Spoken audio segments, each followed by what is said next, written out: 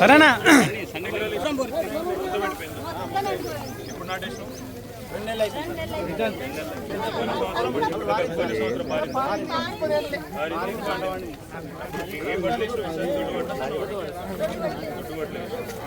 Bonus ఇస్తాను రేవంత్ రెడ్డి రైతు బంధు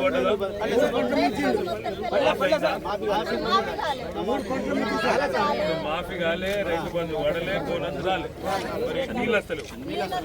మరి ఏం చేద్దాం ఈ ప్రభుత్వాన్ని? మీ ప్రభుత్వాన్ని ఏం చేద్దాం? दो दिन में पानी आता नहीं आया तो बीच में जो लड़ाई करना है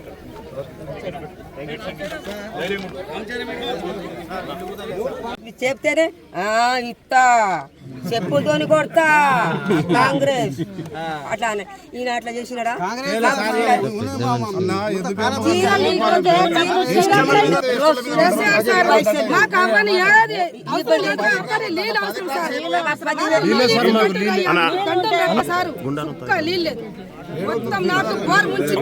दो दिन में पानी मिलता है, अगर नहीं मिला मैं जो लड़ाई करना मैं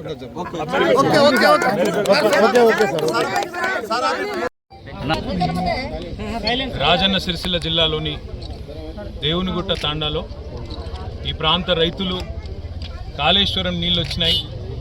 కేసీఆర్ గారు మరి దశాబ్దాలుగా సంవత్సరాలుగా ఎదురు చూస్తున్న మా ప్రాంత ప్రజల మా రైతు నుంచి మాకు నీళ్లు తెచ్చిండు.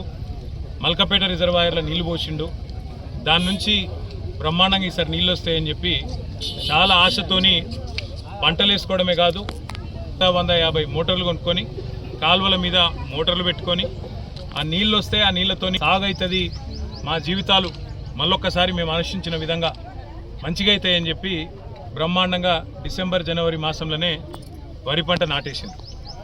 వేసిన తర్వాత ఈరోజు పరిస్థితి ఏంటి అంటే కేసీఆర్ గారి మీద కోపంతో కేసీఆర్ మీద ఒక అనవసరపు ద్వేషం పెంచుకొని ఆనాడు మేడిగడ్డలో కూడా ఏదో కుట్ర చేసి మొత్తానికి ఒక పర్రెవడేటట్టు చేసి ఆ పర్రెనే ఈరోజు ఒక పెద్ద ప్రమాదంగా చూపెట్టి ఆడికెళ్ళి నీళ్లు తీసుకోకుండా గత 15 నెలలుగా ఏదైతే ఒక కుట్రపూరితంగా కాళేశ్వరం పాడైపోయింది అని చెప్పి ఒక పిచ్చి ప్రచారం చేస్తూ ఉన్నారో ఇవాళ దానివల్ల రేవంత్ రెడ్డి యొక్క ఒక ద్వేషపూరిత వైఖరి వల్ల ఇలా జరుగుతున్నది ఏంటి అంటే పంటలు ఎండిపోతూ ఉన్నాయి. రాష్ట్ర వ్యాప్తంగా రాజన్న సిరిసిల్ల జిల్లాలో ఎండుతున్నాయి, అదేవిధంగా పక్కనే వేరే జిల్లాల్లో ఎండుతున్నాయి.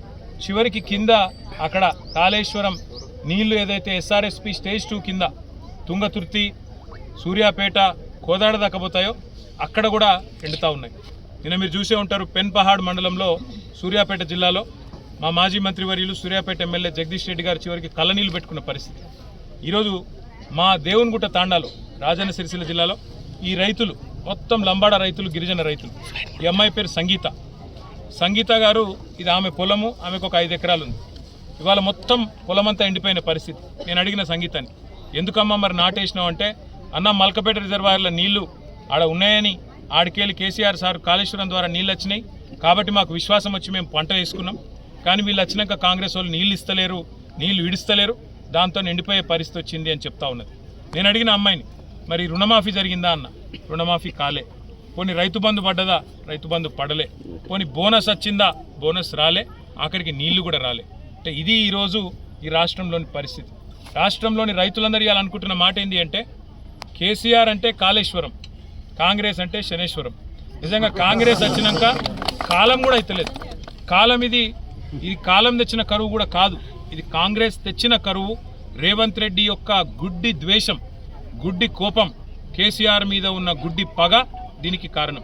ఇలా మేడిగడ్డ దగ్గర ఉన్న ఆ పర్రెను చిన్న రిపేర్ చేసి 3-4 నెలల్లో మొత్తం దాన్ని మంచిగా చేసి ఆడికెళ్ళి నీళ్లు ఎర్రటి ఎండాకాలంలో కూడా ఎత్తుకొని గతంలో ఎర్రటి ఎండల్లో కూడా ఇదే సిరిసిల్ల జిల్లాలో ఉగాది సమయంలో కూడా ఆనాడు అప్పర్ మానేరు మత్తడి దుంకించిన ఘనత కేసీఆర్ గారి నాయకత్వాన్ని మీకు యాదికుండాలి.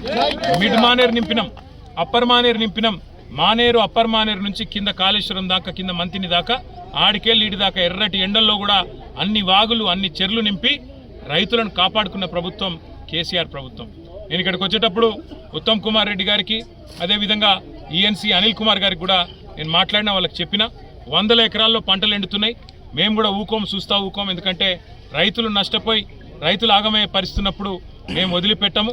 ఖచ్చితంగా రాబోయే 48 గంటల్లో నీళ్లు గిన ఇడిచిపెట్టకపోతే తప్పకుండా నేనే స్వయంగా పోయి మంత్రి గారు చాంబర్ ముంగట ధర్నా చేస్తాను.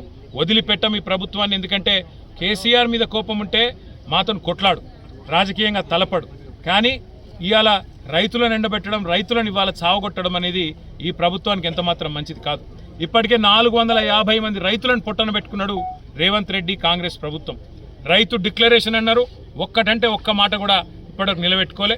కనీసం ఇదివరకున్న రైతు బంధు కూడా నిలబెట్టుకునే పరిస్థితి లేదు. రైతు బంధు పైసలు కూడా వేసే ముఖం లేదు.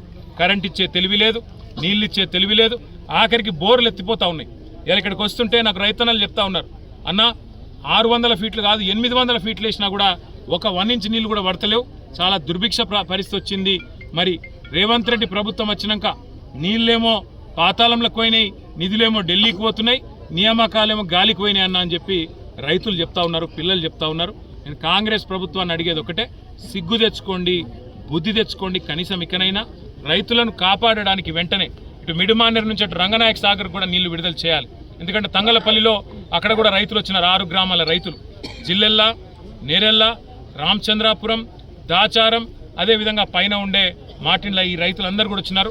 వాళ్ళందరూ కూడా అడుగుతా ఉన్నారు, అన్న మాకు రంగనాయక సాగర్ నుంచి నీళ్లు విడుదల చేయాలంటే ఇక్కడికి వెళ్ళి కావాలంటున్నారు, మీరు వెంటనే మిడిమానేరు నుంచి నీళ్లు విడుదల చేయాలని కోరినారు. ఇలా మిడిమానేరులో 16 టీఎంసీల నీళ్లు ఉన్నాయి. మనం అడుగుతున్నది 1 టీఎంసీ నీళ్లు మాత్రమే మల్కపేట రిజర్వాయర్కు విడుదల చేయమని అడుగుతున్నాం. దానికి ఏమాత్రం ఇబ్బంది కూడా లేదు. ఎందుకంటే తాగునీటి అవసరాలకు కేవలం 3 టీఎంసీలు కావాలి, ఇంకా 13 టీఎంసీలు సిలాకుంది. వెంటనే విడుదల చేసి ఎండిపోతున్న పంటలను ప్రభుత్వం కాపాడాలి. కాపాడకపోతే వదిలిపెట్టం. రైతాంగాన్ని కూడా కూడగట్టుకొని మా పార్టీ పెద్ద ఎత్తున పోరాటానికి కూడా పూనుకుంటుందని చెప్తూ వెంటనే మంత్రి గారు ఈఎన్సీ గారు స్పందించి నీళ్లు విడుదల చేయాలని చెప్పి కూడా డిమాండ్ చేస్తూ రైతులకు కూడా ఒకటే విజ్ఞప్తి చేస్తూ ఉన్నా, మీరందరూ ధైర్యంగా ఉండండి. కేసీఆర్ గారు ఉన్నారు, మేమందరం ఉన్నాం. అసెంబ్లీలో కూడా ప్రభుత్వాన్ని వదిలిపెట్టాం, బయట కూడా వదిలిపెట్టాం. మీకు నీళ్ళు ఇచ్చేదాకా కూడా ఎంబడబడతాం, వదిలిపెట్టాం. మీరు ధైర్యంగా ఉండాలి, గుండె ధైర్యంతో వ్యవసాయాన్ని కొనసాగించాలని చెప్పి కూడా తెలియజేస్తూ మరి మా గిరిజన రైతులకు వాళ్ళ పొట్టలు కొట్టే విధంగా రేవంత్ రెడ్డి ప్రభుత్వం, రేవంత్ రెడ్డి ముఖ్యంగా పిచ్చి పనులు చేయవద్దని చెప్పి మళ్ళొకసారి విజ్ఞప్తి చేస్తూ మరి నీళ్లు వెంటనే విడుదల చేయాలని డిమాండ్ చేస్తూ మీ అందరికీ కూడా ధన్యవాదాలు, నమస్కారాలు.